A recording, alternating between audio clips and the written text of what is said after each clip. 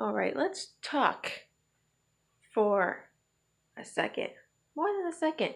Um, got a lot to talk about.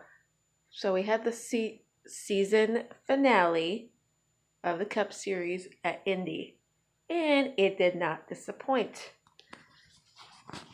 And Kyle Busch won the season, like regular season championship, and people are wondering why that is.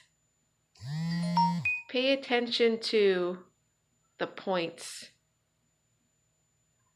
and the consistency of his finishes. Yes, Harvick has one more win than Busch during the regular season, but I saw the stats for the season. Busch has a better average finish than Harvick, and Harvick has 3 DNFs compared to Kyle Busch's 2, so that plays a factor in the points. So Kyle Busch won the regular season championship. Whoop-de-doo. I don't care. That doesn't mean much to me anyway. So it was gonna be between those two anyway, because Truex has fallen off the wagon. His luck has just went down the drain, basically. So ever since the news about his sponsorship going under and then his team going under at the end of the season, it's just been like so. And people took my last video to a whole nother level. Like people was like, it was NASCAR is shady and this and that. I'm like, in realization, yeah, they kind of are.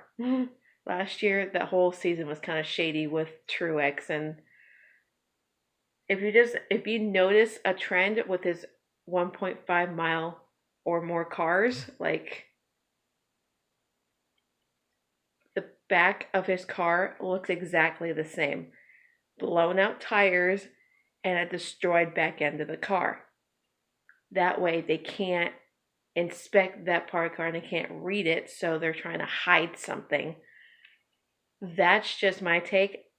You can take it at whatever you want, but that's just how I saw it. And I was just a little PO'd about the whole season, basically. So, anyway, back to Indy. First stage, Clint Bowyer won the first stage. Fords and Toyotas were pretty much dominating that entire race, basically. Then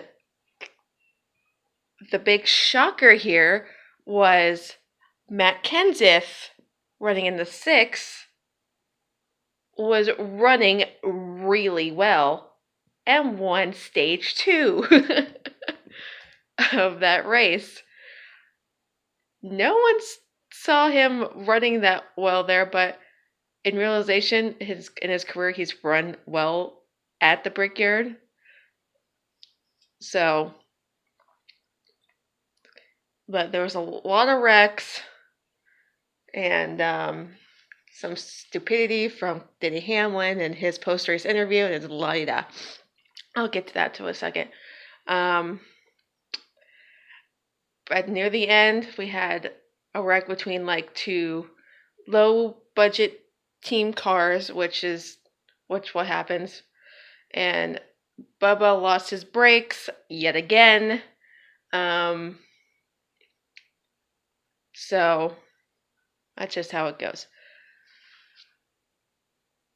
Like some of the final restarts, Brad was battling Hamlin super hard, super clean. Best racing I've seen at Indy in kind of a while. And so Brad took over the lead and pretty much won back-to-back races. And let me tell you, he won back-to-back crown jewel races. Darlington and Indy. Brickyard and that has not been done in a very long time. So props to Brad. I'm not a fan of his, but props to him because that takes skill to win back-to-back races that are the two of the biggest races of the season compared to Daytona and the Coke 600. So, to Denny's stupidity, yet again, he basically said there was like two meaningless cars that should be in the basically shouldn't be in the race or should have wrecked and this and that, and said, at this point I don't care about the playoffs. All I want to do is win this race. I'm like, I get what he's saying, but you don't say you don't care about the playoffs because that will come bite you in the ass later. And this is a reason why he probably has not won a championship, because of his piss poor sore loser attitude. Like, you don't go into the playoffs going, I don't care about it. Granted, he's in top-notch equipment, and you should be grateful that he even is locked into the playoffs compared to the guys who aren't.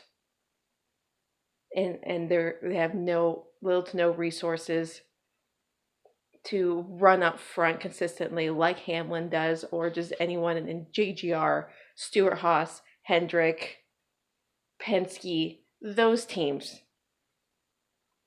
All those guys are lucky enough to run up front because they are in top-notch equipment. The other guys that wrecked out aren't that fortunate. They're trying to move their way up, hopefully into top-notch equipment someday, but right now that's just not how it is. So, and they're still racing just like you. Even though it's not for a win, they are still racing for positions, even though they're several laps down. So, he got a lot of shit for what he said about those two cars. They're not meaningless. They're only meaningless to you because you're in top-notch equipment and you are running in the playoffs almost every single year. So watch your words, Denny. It's going to come bite you in the ass later in the playoffs or in the first round. You never know, because he has not been that, I don't know what the word is, relevant. He hasn't won at all this season.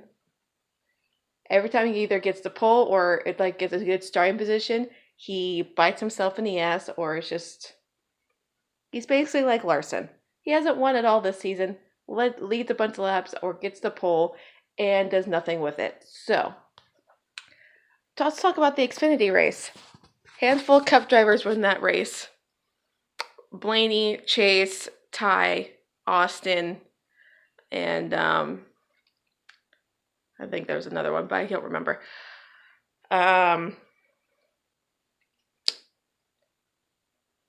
That was a good race. Let me tell you, the aero package for that race, hands down, the best racing I've ever seen. 2 years in a row they've done that, and I've not been disappointed once. It's like crazy racing. It's unfortunate Sadler got wrecked out.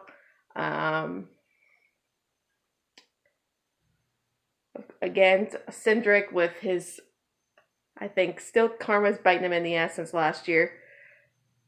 He ended his chances early in the 12 car. So it was basically near the end there. It was Allgaier was just like one of the fastest cars. Like, he's been like one of the strongest cars, like in like the second half of the season, I've noticed. Like, he won 2 road course races, and he's won 5 races this year. 5. He held off his teammate Reddick to win at the Brickyard. And if you saw his interview, post-race interview, it was emotional because he dedicated to his dad and all that, and it kind of made me emotional. Sorry. Um, Good for him. JRM's kicking ass again this year, which is nothing new. They'll be running for the championship.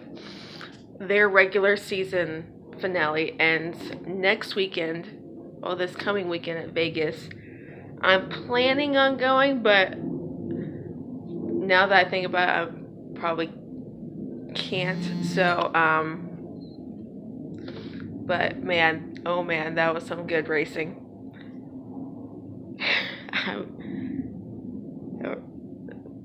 If watching the Cup race and the Xfinity race, I just realized like this is like another like Daytona and Talladega. Like wrecks happen like constantly, or people's brakes go out. People are having tire issues. It was just crazy.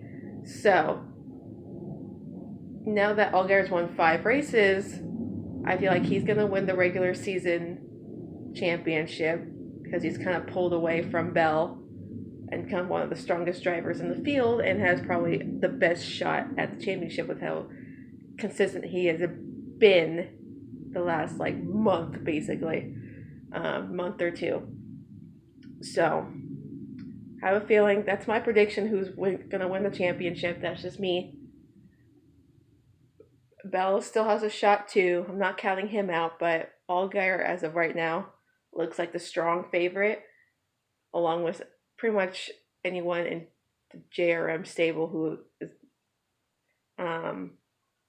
Sadler, if he stops biting himself in the ass, kicking himself in the ass basically. And Reddick hasn't been like super on it, but he's still a good driver and he still has a shot at winning it too. So I don't count any of them out. No, and when it comes to the Cup side, who knows? People, it's like this whole group is full of extremely talented drivers, but the first 4 I probably will see out of the first round is Austin Dillon, because people will keep counting out, but just the way he's been running, I think he's going to be first one out. I hate to say it, but maybe Bowman, because he just hasn't they haven't shown the speed lately, but if they can be a little bit more consistent with their runs and get better finishes, they may have a chance to make it through the first round. But I don't know. This is hard. All of them are really, really good, but I know can't say who's gonna be the first 4 out because all of them are so good. Like, we got a bunch of young guns in there. We got Chase, we got Blaney, we got Austin, we got Larson.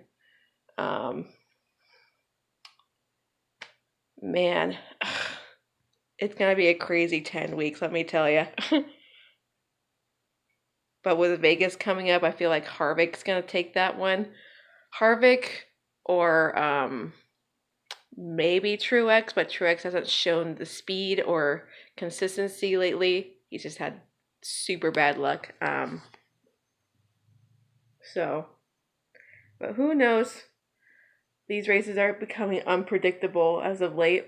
The Big Three has not won a race since Michigan. Like now it's become like the dynamic duo because Truex has kind of fallen off the board, as I mentioned. So now it's pretty much between Kyle Busch and Harvick if it comes to Vegas. But we'll see. It's up in the air. Anyone can win at any time. So anyone can play spoiler. Anyone who hasn't won or is in the playoffs can win a race. So we'll see. See if Byron can pull off a surprise win in the next 10 weeks. That'd be nice to see. I would like to see Bowman win because it's just a sentimental favorite to me because he's from Arizona and I live in Arizona. So, and Jimmy, I'm hoping he kind of rebounds and regroups these last 10 weeks. So we'll see what happens. We're heading to Vegas and hopefully I can get there, but we'll see. So